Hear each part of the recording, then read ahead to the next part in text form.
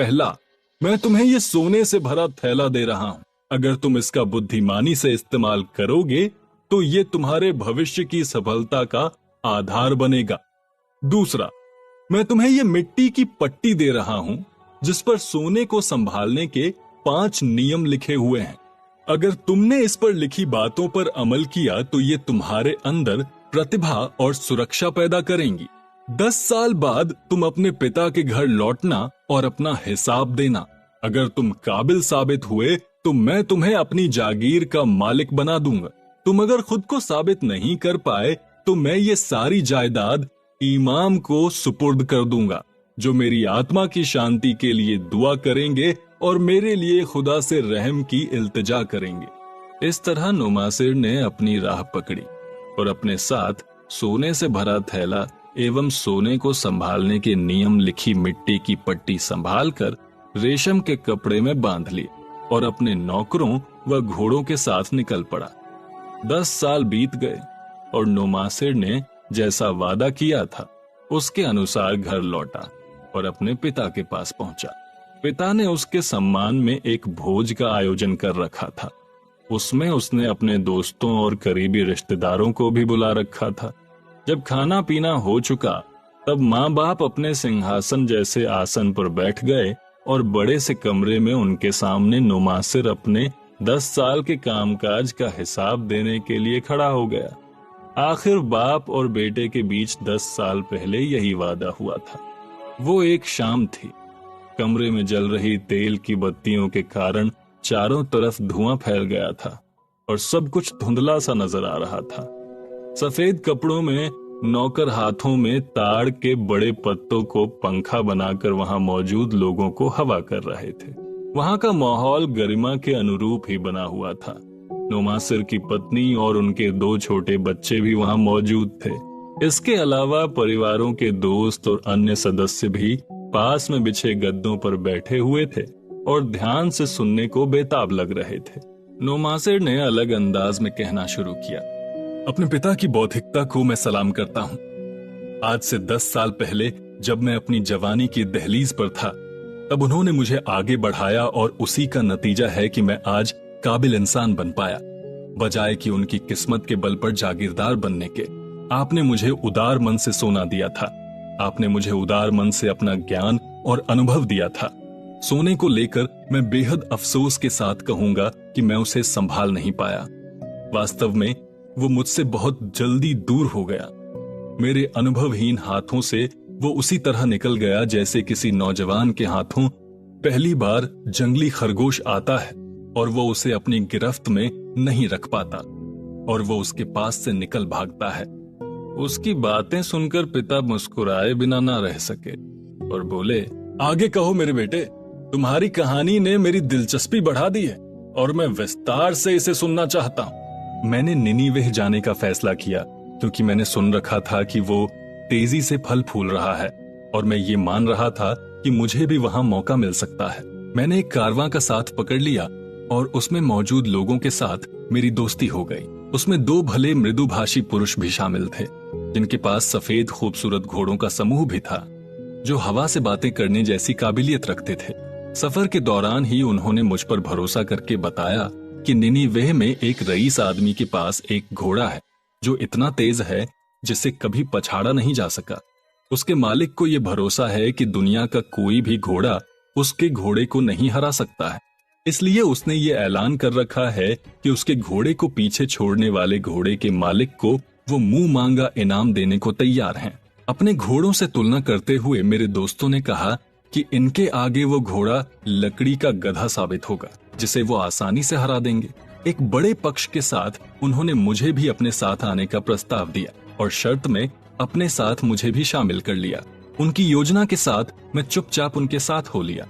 हमारा घोड़ा बुरी तरह से हार गया और मैं ढेर सारा सोना हार गया। मेरे पिता जोर से हंसे। बाद में मुझे पता चला कि उन लोगों ने धोखा देने के लिए वो योजना तैयार की थी और उनका यही काम है कि वे लगातार कारवां में सफर करते रहते हैं और इसी तरह अपना शिकार खोजते रहते हैं।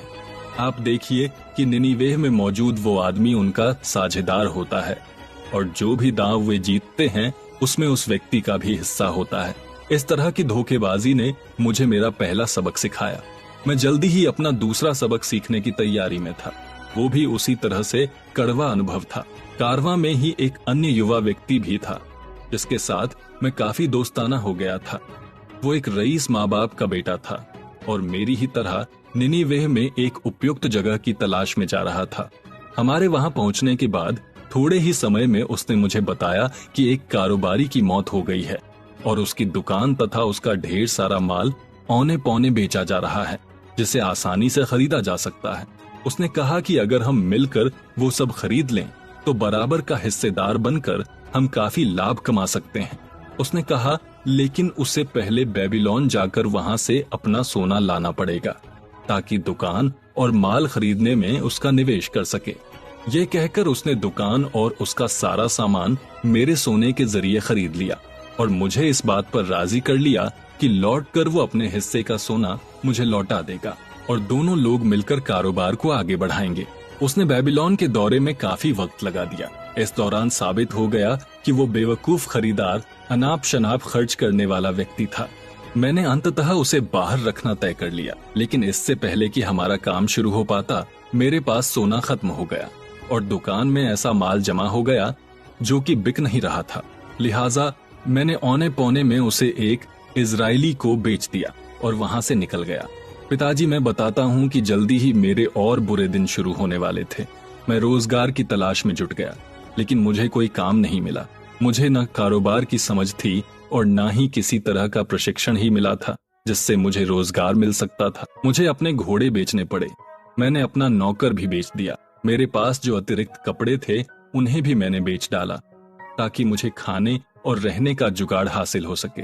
लेकिन जैसे जैसे दिन बीतते गए मेरी दिक्कतें बढ़ती गईं। लेकिन उन कड़वे अनुभवों वाले दिनों में भी पिताजी, मेरे अंदर मौजूद जिस आत्मविश्वास पर आप भरोसा करते थे उसे याद करते हुए मैं टिका रहा। आपने मुझे एक सफल इंसान बनने के लिए मैदाने जंग में भेजा था और ये लक्ष्य हासिल करने के लिए मैं दृढ़ प्रतिज्ञ था। उसकी बातें सुनकर माँ ने अपना चेहरा छिपा लिया और वे फपकने लगी। इस दौरान मुझे याद आया कि आपने मुझे मिट्टी की एक पट्टी भी दे रखी है जिस पर सोना संभालने को लेकर 5 नियम लिखकर रखे हुए हैं। उस समय मैंने आपके लिखे उन शब्दों को बेहद संजीदगी से पढ़ा और महसूस किया कि काश पहले मैंने इन्हें पढ़ा होता और उसके बाद सोना खर्च करने की सोचता तो शायद मेरा इतना नुकसान नहीं होता। इसके अलावा अगर मैं इन नियमों के मुताबिक चलता तो अच्छी किस्मत की देवी भी मुझ पर मेहरबान हो सकती थी। तब मैं अनुभव के आधार पर आगे बढ़ता, ना कि युवावस्था की अनुभवहीनता के आधार पर अपना सब कुछ गंवा बैठता। आप लोगों के फायदे के लिए मैं बताना चाहूंगा कि बुद्धिमत्ता से भरी 5 बातों का जिक्र मैं यहाँ करूंगा जो मैंने अपने पिता से सीखी हैं और जो आज भी मिट्टी की पट्टी में मौजूद हैं। ये सीख उन्होंने 10 साल पहले मुझे मिट्टी की पट्टी पर लिख कर दी थी। चैप्टर 13, सोने के 5 नियम। पहला, सोना उस इंसान के पास खुशी खुशी चलकर आएगा जो अपनी कमाई के न्यूनतम 10वें हिस्से की बचत करेगा। ये बचत उसके और उसके परिवार के भविष्य के लिए होगी। दूसरा, सोना अपने बुद्धिमान मालिक के लिए खुशी खुशी खुद काम करता है क्योंकि उसका मालिक सोने को उचित जगह निवेश करता है, चाहे वो फायदेमंद रोजगार में निवेश हो या ढेर सारी जमीन खरीदने में। तीसरा, सोने का मालिक अगर सतर्कता से उन लोगों की सलाह पर सोने का निवेश करता है जो इस काम में माहिर होते हैं तो उसके सोने की सुरक्षा ईश्वर भी करता है। चौथा, सोना उस इंसान के पास से दूर छिटक जाता है जो ऐसे कारोबार या उद्देश्य में लगाता है जिसके बारे में उसे ज्यादा जानकारी नहीं होती। इसके अलावा उनके पास भी सोना नहीं रह जाता जिनके पास उसे सहेजने की कला या कौशल नहीं होता। पांचवा, सोना उस इंसान के पास से भी उड़ जाता है जो इससे असंभव कमाई के लालच में अनाप शनाप जगह सोने का निवेश कर बैठता है, जैसे लुभावने वादे करने वालों या ऐसी योजनाओं को समझने वालों को जिनका उद्देश्य ही गलत होता है। इसके अलावा अपनी अनुभवहीनता और निवेश की रोमांटिक इच्छा के वशीभूत जो लोग निवेश करते हैं वे भी नुकसान झेलते हैं। सोने के 5 नियम मेरे पिता ने लिखे हैं। मैं इनको सोने से ज्यादा महत्व देता हूँ और अपनी आगे की कहानी से इसे साबित भी करता चलूंगा। वो फिर अपने पिता की ओर मुखातिब हुआ। मैं अपनी अनुभवहीनता के कारण जिस गहरी गरीबी और दरिद्रता में रहा हूँ उसका जिक्र मैं कर चुका हूँ। हालांकि बर्बादी की ऐसी कोई अनवरत प्रक्रिया नहीं है जिसका किसी न किसी दिन अंत ना होता हो। मेरा भी ऐसा दिन आया जब मुझे नौकरों के एक दल की देखरेख की जिम्मेदारी मिली जो शहर की बाहरी दीवार के निर्माण में लगे हुए थे। यहाँ मुझे सोने से जुड़े पहले नियम की याद हो आई और मैंने अपनी कमाई का एक हिस्सा ताम्र मुहर बचाने लगा और उसमें हर अवसर पर कुछ ना कुछ जोड़ने लगा। और एक समय ऐसा आया जब मैंने उस बचत से एक चांदी का सिक्का खरीदा। ये एक धीमी प्रक्रिया थी लेकिन निरंतर चल रही थी। मैं मानता हूँ कि मैं अनिच्छा से खर्च करता था क्योंकि मैं अपने पिता की दी गई समय सीमा 10 साल से पहले घर लौटने के लिए कृत संकल्प था और जितना सोना मेरे पिता ने मुझे दिया था उतना मैं जल्द से जल्द जुटा लेना चाहता था। एक दिन नौकरों का मालिक, जिसके साथ मेरा व्यवहार काफी हद तक दोस्ताना हो चला था, ने मुझसे कहा, तुम केवल 30 साल के युवक हो और जो तुम कमाते हो उसमें से ज्यादा खर्च भी नहीं करते हो। क्या तुम अपनी कमाई से सोना इकट्ठा कर रहे हो? मैंने जवाब दिया, हाँ, सोना इकट्ठा करने की मेरी जबरदस्त इच्छा है ताकि मैं अपने पिता की ओर से मिले सोने के बराबर जमा कर सकूं जो मैं गंवा चुका हूं। ये तो बहुत बुद्धिमता परक लक्ष्य है, मैं जानता हूं। और क्या तुम जानते हो कि जो सोना तुमने अपने लिए बचाया है वो तुम्हारे लिए काम कर सकता है और तुम्हारे लिए और सोना कमा सकता है। अफसोस है, मेरा अब तक का अनुभव बेहद कड़वा रहा है क्योंकि मेरे पिता का सोना ही मुझसे दूर छिटक गया और मैं तब तक डर के साए में रहूंगा जब तक उतना ही सोना जुटा नहीं लेता। इस पर उसने कहा, अगर तुमको मेरे ऊपर भरोसा हो तो मैं तुम्हें सोने के लाभदायी निवेश के तौर तरीके बता सकता हूँ। साल भर के अंदर शहर की बाहरी दीवार तैयार हो जाएगी और उसके बाद इस दीवार में लगा शहर का हर दरवाजा कांसे से तैयार किया जाएगा ताकि शहर को दुश्मन बादशाहों से सुरक्षित रखा जा सके। पूरे निनीवेह में इतना कांसा नहीं है जिससे कि दरवाजे तैयार किए जा सकें और बादशाह ने इसे मुहैया कराने के बारे में अब तक सोचा नहीं है। मेरी ये योजना है कि हमारा समूह मिलकर अपना सोना इकट्ठा करेगा और उसे देकर एक कारवां को तांबे व टिन की खदानों की ओर भेजेगा जो वहां से जरूरी माल लेकर लौटेगा। वे खदानें जरा दूर हैं जहां से निनीवेह तक सामग्री लानी होगी ताकि दरवाजे तैयार किए जा सकें। जब बादशाह दरवाजे बनाने के लिए कहेंगे तब केवल हमारे पास ही उतनी धातु होगी जिसे हम मुंह मांगे दाम पर बादशाह को बेच सकेंगे। अगर ऐसा भी हुआ कि बादशाह ने हमसे वो धातु नहीं खरीदी तो भी हमारे पास धातु तो रहेगी ही जिसे हम फिर भी अच्छी कीमत पर बेच सकेंगे। इस प्रस्ताव में मुझे एक अवसर नजर आया और निवेश से जुड़े तीसरे नियम के साथ जुड़ने और आगे बढ़ने का भी मौका मिल गया जो कहता है कि बुद्धिमान लोगों की सलाह पर ही अपनी बचत का निवेश करना चाहिए। ऐसा करके मैं निराश भी नहीं हुआ। हमारे समूह को सफलता मिली और सोने का मेरा छोटा सा संग्रह अब बहुत बड़े लेन देन में बदल गया। तय समय में मैं उस समूह की अन्य परियोजनाओं में निवेश करने वाले सदस्य के रूप में स्वीकार कर लिया गया। वे सभी बुद्धिमान लोग थे जिन्हें सोने का लाभदायी निवेश करना आता था। हर योजना पर काम करने से पहले वे उसके बारे में विस्तृत चर्चा करते थे और उस योजना पर आगे बढ़ने से पहले बहुत सावधानी बरतते थे। वे लोग अपना मूलधन गंवाने का कोई भी जोखिम नहीं उठाते थे। ना तो वो कहीं ऐसी जगह निवेश करते थे जहां फायदे की बजाय घाटा होने का खतरा होता था या जहां से सोना निकाल पाना कठिन होने का खतरा होता था। कुछ बेवकूफी भरे कामों जैसे घुड़दौड़ या जिन योजनाओं में अपनी अनुभवहीनता के कारण पहले मैं साझेदारी में जुड़ गया था, वैसा कोई भी जोखिम उन लोगों के साथ नहीं था। वे तत्काल अपनी कमियों को जाहिर करने से नहीं चूकते थे।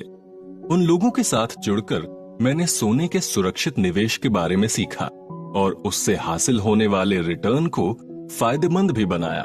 जैसे जैसे समय बीतता गया मेरा खजाना बढ़ता गया और यही नहीं बल्कि वो और तेजी से बढ़ने लगा। इस तरह मैंने पीछे जितना सोना गंवाया था उससे कहीं ज्यादा हासिल कर लिया था। अपनी बदकिस्मती, अपने प्रयोगों और अपनी सफलता के जरिए मैंने सोने से जुड़े सभी 5 नियमों को समय समय पर परखा और हर परीक्षण में मैंने उन्हें सटीक ही पाया। जिन लोगों को उन 5 नियमों के बारे में नहीं मालूम होता, उनके पास सोना जितनी तेजी से आता है उससे कहीं ज्यादा तेजी से वापस भी चला जाता है। लेकिन जो लोग इन नियमों से जुड़कर आगे बढ़ते हैं, सोना न केवल उनके पास आता है बल्कि वो उनके लिए जिम्मेदार नौकर की तरह काम भी करता है। नुमासिर ने बोलना बंद किया और एक नौकर को कुछ इशारा करके पीछे के कमरे से कुछ लाने को कहा। कमरे से नौकर एक एक करके 3 भारी भरकम चमड़े के थैले लेकर आए।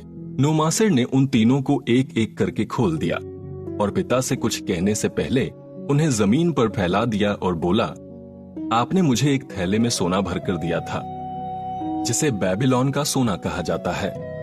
ये एक थैला तो उतनी ही मात्रा में सोना है। मैं इसके साथ ही आपको निनिवेह के सोने से भरा थैला भी आपको देता हूं, जो कि उसी के बराबर वजन का है जो आपने मुझे दिया था। ये एक समान लेन देन है जो हम सभी को मंजूर होगा। आपने मुझे कुछ बौद्धिक इबारतें यानी उकेरी हुई मिट्टी की पट्टियां भी दी थीं। उसके बदले में भी मैं आपको 2 थैले में भरा सोना लौटा रहा हूं।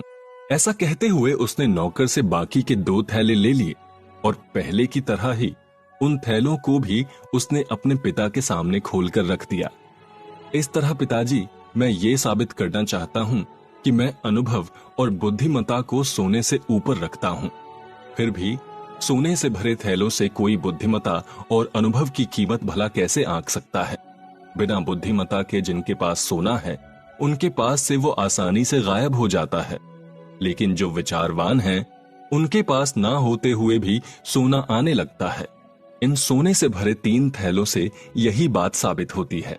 पिताजी, ये वास्तव में मुझे बहुत गहरा सुकून देता है कि मैं आपके सामने खड़ा हूं और कह रहा हूं कि आपके विचारों की बदौलत मैं लोगों की नजर में रईस और सम्मानित इंसान बन पाया। पिता ने अपने दोनों हाथ आगे बढ़ाते हुए नुमासिर के माथे को अपने हाथों में लिया और उसे चूमकर उसे शाबाशी दी। फिर उसके पिता ने कहा, तुमने अपना सबक बहुत अच्छे से सीखा और मैं निश्चित रूप से तुम जैसा बेटा पाकर धन्य हो गया, जिसे मैं सुकून से अपनी सारी जायदाद दे सकता हूं।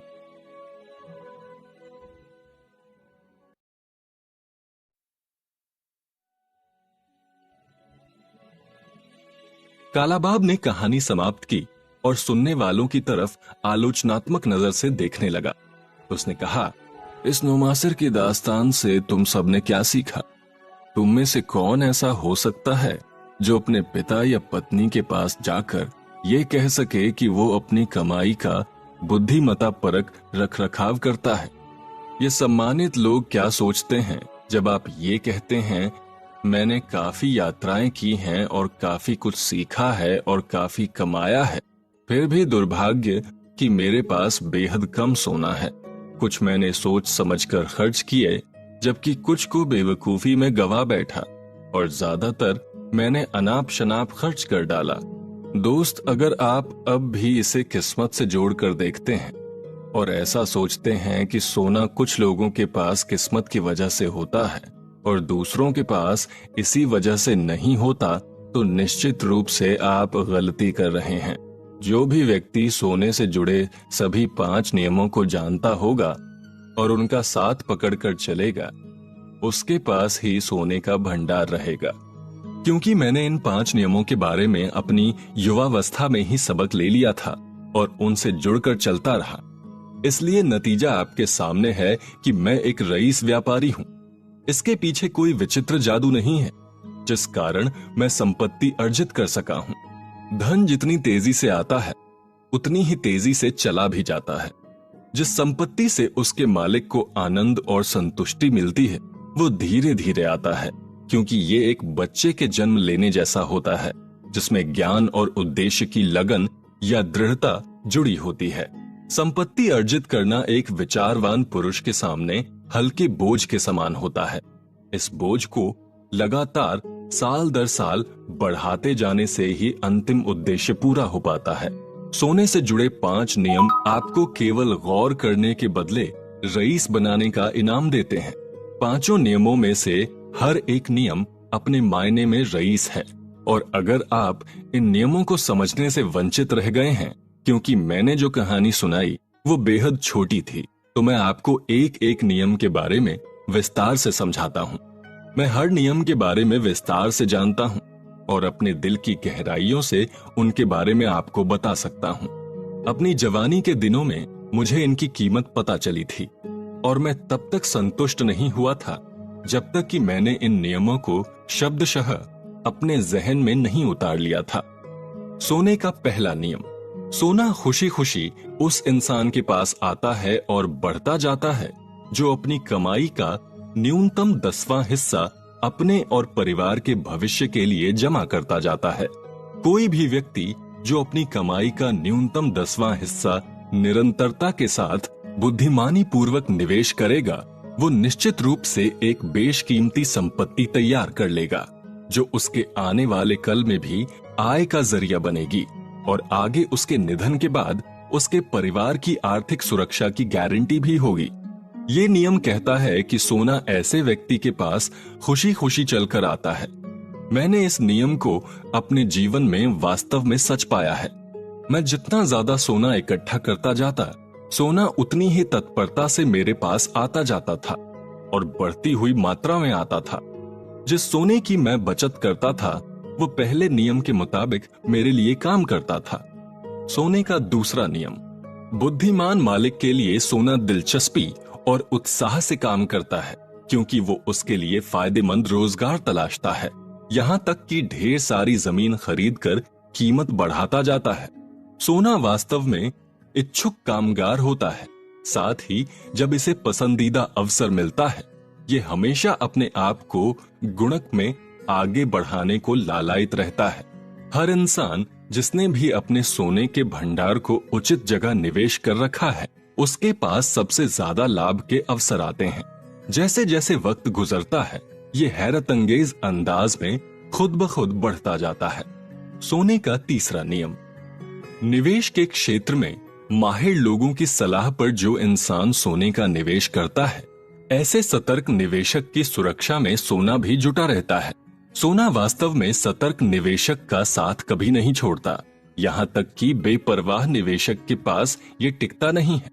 सोने को अपने पास टिकाए रखने के लिए आपको निवेश के क्षेत्र के माहिर लोगों से संपर्क साधना होता है और उनके बताए अनुसार उचित जगह निवेश करना होता है। सलाह लेकर काम करने वाला जल्दी ही समझ जाता है कि वो अपनी संपत्ति के साथ अनुचित व्यवहार नहीं कर रहा है, बल्कि सुरक्षा व संरक्षा कर रहा है, और साथ ही उसके निरंतर बढ़ते जाने को देखकर वो आनंदित भी होता रहता है। सोने का चौथा नियम।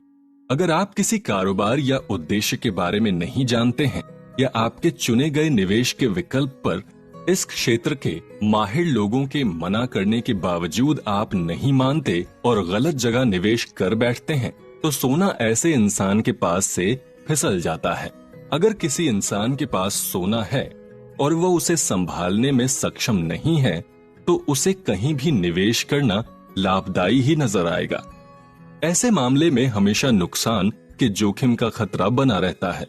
वहीं अगर इस पर बाकायदा विश्लेषण किया जाए, निवेश के क्षेत्र के माहिर लोगों की सलाह लेकर आगे बढ़ा जाए, तो भले ही लाभ का हिस्सा छोटा हो, लेकिन गंवाने का खतरा टल जाता है। इसलिए अनुभवहीन लोगों को अपने खुद के फैसले पर भरोसा करके ऐसे किसी कारोबार या उद्देश्य में निवेश नहीं करना चाहिए जिसके बारे में उसे ज्यादा पता ना हो। अक्सर ऐसे फैसले गलत हो जाते हैं और जो भी बचा खुचा खजाना होता है वो इंसान गंवा बैठता है। वास्तव में बुद्धिमान वो है जो निवेश के क्षेत्र के बुद्धिमान लोगों की सलाह पर ही आगे बढ़ता है। सोने का पांचवा नियम। सोना उस इंसान के पास से फिसल जाता है जो उस पर असंभव कमाई के लिए दबाव बनाता है या धोखेबाजों की लुभावनी योजनाओं के झांसे में आ जाता है, अथवा अपनी अनुभवहीनता को हल्के में लेते हुए रोमांटिक इच्छाओं के आधार पर निवेश कर बैठता है। सोने के नए मालिकों के सामने हमेशा ही साहसिक कहानियों के रूप में काल्पनिक अवसर रोमांच पैदा करते हैं। इनके जरिए उस शख्स को अपना खजाना जादुई ताकतों के जरिए बढ़ता हुआ नजर आने लगता है और उसे एक ऐसी काल्पनिक दुनिया की ओर ले जाता है जहां असंभव के समान कमाई दिखने लगती है। रातों रात धन संपत्ति को दोगुना तिगुना करने वाली योजनाओं के पीछे छिपे जोखिमों के बारे में समझदार लोगों को काफी अच्छे से पता होता है। ये नहीं भूलना चाहिए कि निनिवेह के रईस लोग कभी भी अपना मूलधन गंवाने के किसी जोखिम में नहीं पड़ते थे या किसी अलाभकारी निवेशों में खुद को नहीं फंसाते थे। इस तरह मेरी 5 नियमों से जुड़ी दास्तान पूरी हो गई। मैंने आप सभी को जो बातें बताई उनमें मेरी भी सफलता के राज छिपे हुए हैं। इसके अलावा ये कोई राज नहीं बल्कि सच्चाई है कि हर इंसान को पहले सीखना चाहिए और उसके बाद उनका अनुसरण करना चाहिए और तमाम आयामों में से अपने लिए बेहतर विकल्प चुनकर आगे बढ़ना चाहिए। जैसे कि आप सब उन जंगली कुत्तों की तरह रोज कमाने खाने की चिंता में ही दिन बिताते रहते हो। कल हम बेबीलोन में दाखिल होंगे। देखो, बेल के मंदिर से लगातार निकलती आग को देख रहे हो? हमारे सामने वो सोने का शहर नजर आ रहा है। कल हम सबके पास कुछ न कुछ सोना होगा, वो सोना जो तुम सबने अपनी भरोसेमंद सेवाओं से कमाया है। आज की रात से 10 साल बाद उस सोने के बारे में तुम क्या बता सकोगे? अगर तुम में से कोई नुमासिर जैसा हुआ तो वो सोने के एक हिस्से को अपनी संपत्ति बढ़ाने के उद्देश्य से बचाकर रखेगा और उसके बाद वो अकार्ड की तरह अगर समझदारी से सलाह पर अमल करता रहा तो आज से 10 साल बाद वो एक सुरक्षित आय का इंतजाम कर चुका होगा। अकार्ड के बेटे की तरह वो भी सम्मानित और अमीर लोगों में गिना जाएगा। हमारी समझदारी भरी गतिविधियां ही जीवन में हमारे साथ चलती हैं और हमें खुश रखती हैं तथा हमारी मदद भी करती हैं। उसी तरह निश्चित है कि हमारी बेवकूफी भरी हरकतें हमें परेशानी और यंत्रणा के दौर में ले जाती हैं। दुर्भाग्य ये है कि चीजें कभी भुलाई नहीं जा पाती हैं। यंत्रणा का सबसे भयावह दौर वो होता है कि उन कदमों की यादें हमें परेशान करती हैं जो हमने अपनी अज्ञानता में उठाए होते हैं और ऐसे अवसर भी हमें परेशान करते हैं जब हमें कदम बढ़ाना चाहिए था और हमने नहीं बढ़ाया था। अमीर लोग बेबीलोन का खजाना है। वे इतने अमीर हैं कि कोई सोने में उनकी कीमत नहीं आंक सकता। हर साल वे और अमीर और अधिक मूल्यवान होते जाते हैं। जमीन के खजाने की तरह वो भी एक इनाम है। एक अमीर इनाम उन लोगों का इंतजार करता है जो उद्देश्य के अनुसार चलते हैं और जो अपना हिस्सा सुरक्षित करने के लिए दृढ़ रहते हैं। आपकी इच्छाओं में जादुई ताकत समाई हुई है।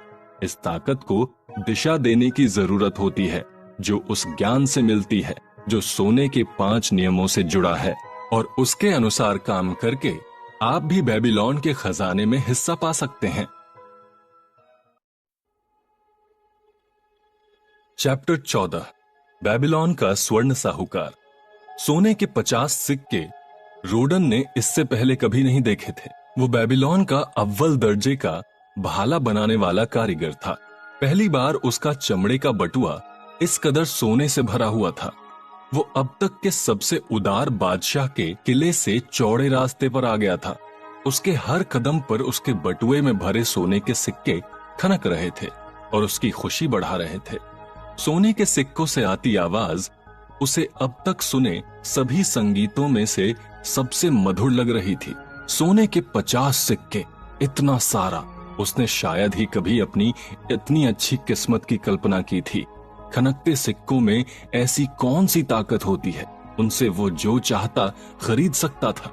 एक बड़ा घर, जमीन, जानवर, ऊंट, घोड़े, रथ, कुछ भी जिसकी उसे इच्छा होती। इन सिक्कों का अब उसे क्या करना चाहिए? इस शाम जब वो अपनी बहन के घर जाने वाले रास्ते की तरफ मुड़ा तो वो इसके अलावा और कुछ सोच नहीं पाया। रास्ते भर वो उन्हीं चमकते भारी भरकम सोने के टुकड़ों के अपने पास होने की खुशी में खोया रहा। कुछ दिन बीतने के बाद एक शाम व्याकुल रोडन मैथन की दुकान पर पहुंचा। वो सोना उधार देने का काम करता था और गहने व विलक्षण कपड़े बेचने से भी जुड़ा हुआ था। दाएं या बाएं सजाकर रखे गए चमचमाते गहनों की ओर देखे बिना वो सीधे अंदर बने कमरे की तरफ जा पहुंचा। वहां उसे मृदुभाषी मैथन अपने आसन पर तकिए से टेक लगाए हुए कुछ खाता हुआ दिखा। उसे उसके काले नौकर ने परोसा था। उसे देखते ही रोडन बोल उठा, काफी दिनों से मैं समझ नहीं पा रहा हूं कि क्या करूं, इसलिए आपसे सलाह लेने आया हूं। मैथन के सामने वो बेजान सा उखड़ा उखड़ा सा खड़ा था और चमड़े की जैकेट के पीछे से उसके सीने के बाल साफ नजर आ रहे थे। मैथन ने अपने पतले व हल्के पीले चेहरे से दोस्ती भरी मुस्कान बिखेरी। ऐसी क्या मूर्खता तुमने कर दी कि तुम्हें स्वर्ण साहूकार की मदद लेनी पड़ रही है? क्या तुम जुए की मेज पर हार कर आए हो? मैं तो तुम्हें बहुत समय से जानता हूँ। तुम्हें कभी किसी परेशानी में मेरी सलाह की जरूरत नहीं पड़ी। नहीं नहीं, ऐसी कोई बात नहीं है। मुझे सोना नहीं चाहिए, बल्कि मैं एक समझदारी भरी सलाह के लिए आया हूँ। क्या कहा? क्या कहा? तुमने क्या कहा? कोई भी आदमी सुनार के पास सलाह लेने नहीं आता। मेरे कानों ने जरूर कुछ गलत सुन लिया है। उन्होंने बिल्कुल सही सुना है। क्या ऐसा भी हो सकता है? रोडन भाला बनाने वाला बाकी लोगों से ज्यादा धूर्त हो सकता है, क्योंकि वो मैथन के पास सोना लेने नहीं आया बल्कि सलाह लेने आया है। मेरे पास बहुत से लोग अपना कर्ज चुकाने के लिए सोना लेने आते हैं, लेकिन सलाह लेने कोई नहीं आता। वे नहीं जानते कि सुनार से अच्छी सलाह कौन दे सकता है। जिसके पास लोग तब आते हैं जब परेशानी में होते हैं। उसने आगे कहा, रोडन बैठो और मेरे साथ खाना खाओ। तुम आज शाम मेरे मेहमान रहोगे। इंडोल, उसने अपने काले नौकर को आदेश दिया, भाला बनाने वाले मेरे दोस्त रोडन के लिए दस्तरखान बिछाओ, जो मुझसे सलाह लेने के लिए आया है। ये मेरा सबसे सम्मानित मेहमान है। इसके लिए खाना लगाओ और मेरा सबसे बड़ा कप इसकी खिदमत में पेश करो। हमारे पास मौजूद बेहतरीन शराबों में से कोई शराब अच्छे से चुनकर लाओ और इसे खूब पिलाओ। अब बताओ, क्या परेशानी है तुम्हें?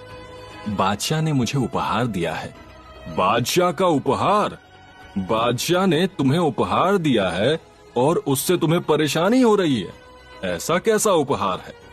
मैंने शाही फौज के लिए नई तरह का भाला तैयार किया था, जिसमें मैंने एक नई चीज जोड़ी थी।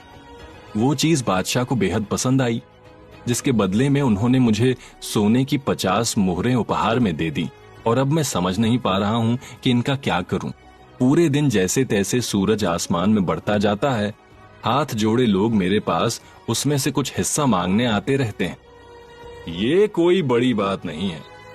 ज्यादातर लोगों की इच्छा होती है कि वे ज्यादा से ज्यादा सोना रखें, और वो चाहते हैं कि जिसके पास आसानी से सोना आ जाता है उसे भी वो बांटना चाहते हैं।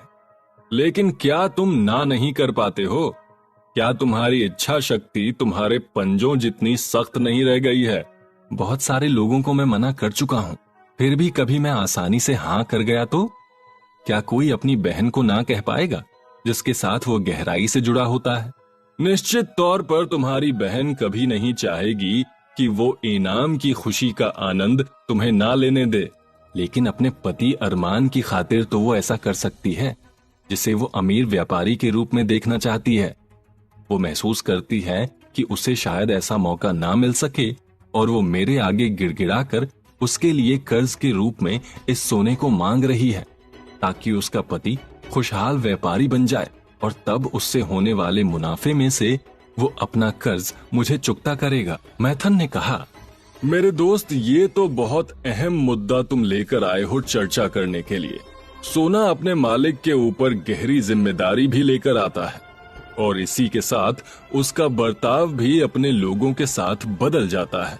सोने के मालिक के अंदर ये डर होता है कि या तो वो उसे खो देगा या उसे धोखे में डालकर उससे सोना हड़प लिया जाएगा। इसके साथ ही अपने पास सोना होने से अंदर ताकत की भावना भी महसूस होती है और कुछ अच्छा करने की सोच भी पैदा होती है। इसी तरह सोना पास हो तो मौके भी आसपास नजर आने लगते हैं, जबकि मालिक की अच्छी सोच भी उसे परेशानियों में डाल सकती है। क्या तुमने कभी निनिवे के उस किसान के बारे में सुना है जो जानवरों की आवाज भी समझ सकता है? मैं इसके बारे में ज्यादा जिक्र नहीं करता हूँ, क्योंकि ये ऐसी कहानी नहीं है जिसे कांसे की ढलाई वाली भट्टी के पास काम करने वालों को बैठकर सुनाया जाए। मैं ये कहानी तुम्हें सुना रहा हूँ क्योंकि तुम्हें पता होना चाहिए कि उधार के लेन देन में सोना एक हाथ से दूसरे हाथ में जाता है। वो किसान जो कि पशुओं को आपस में बातें करते सुनता रहता था और समझता था कि वे क्या बातें करते हैं, हर शाम को उनके बाड़े में घंटों समय बिताता और उनकी बातें सुनता था। एक शाम उसने सुना कि उसके बाड़े का बैल साथी गधे से अपनी दुश्वारियों का रोना रो रहा था। मैं तो सुबह से लेकर शाम तक हल खींचता रहता हूं, चाहे कितनी ही कड़ी धूप हो या चाहे कितनी भी थकान मेरे अंदर भरी हो या भारी जुआठे से मेरी गर्दन पर कितने ही चोट के निशान क्यों न पड़ जाएं, मुझे काम करना ही पड़ता है। लेकिन दूसरी तरफ तुम हो जो बड़े मजे में रहता है। तुम्हें रंगीन कंबल में लपेट कर रखा जाता है और अपने मालिक को जहां वो चाहे ढोने के अलावा तुम्हें वहां जाने के अलावा और कोई काम नहीं होता। जब उसे कहीं नहीं जाना होता तो तुम्हें दिन भर आराम ही करना होता है और हरे मैदान में घास खानी होती है। अब गधा अपनी नाल के दुष्चक्र के बावजूद अच्छा जीव था और बैल से हमदर्दी रखता था। उसने बैल से कहा, मेरे अच्छे दोस्त, तुम वाकई कड़ी मेहनत करते हो और मैं तुम्हें आराम दिलाने की कोशिश करता। तुम ऐसा करना, जब सुबह नौकर तुम्हें हल में लगाने के लिए ले जाने लगे तो जमीन पर ही पड़े रहना और उसे ऐसा जताना कि तुम बहुत बीमार हो और काम नहीं कर सकते हो। अपने दोस्त गधे की सलाह मानकर बैल ने वैसा ही किया। अंततः वो नौकर किसान के पास पहुंचा और उसकी हालत के बारे में बताया कि बैल बीमार है और वो खेत नहीं जोत पाएगा। किसान ने कहा, तब गधे को ले आओ और उससे खेत जुतवाओ, क्योंकि खेत जोतना तो जरूरी है। पूरे दिन गधे को खेत जोतना पड़ा, जिसकी मंशा केवल इतनी थी कि वो अपने दोस्त की मदद कर सके। जब रात हुई और उसे हल से निकाला गया तो उसके दिल में कड़वाहट थी। उसके पैर थकान से कांप रहे थे और जुआठे की वजह से उसकी गर्दन में घाव हो गया था। रात में फिर किसान बाड़े में उनकी बातें सुनने के लिए बैठ गया। बैल ने पहले शुरुआत की और कहा, तुम वाकई मेरे अच्छे दोस्त हो। तुम्हारी समझदारी भरी सलाह मानकर मैं पूरे दिन आराम कर पाया।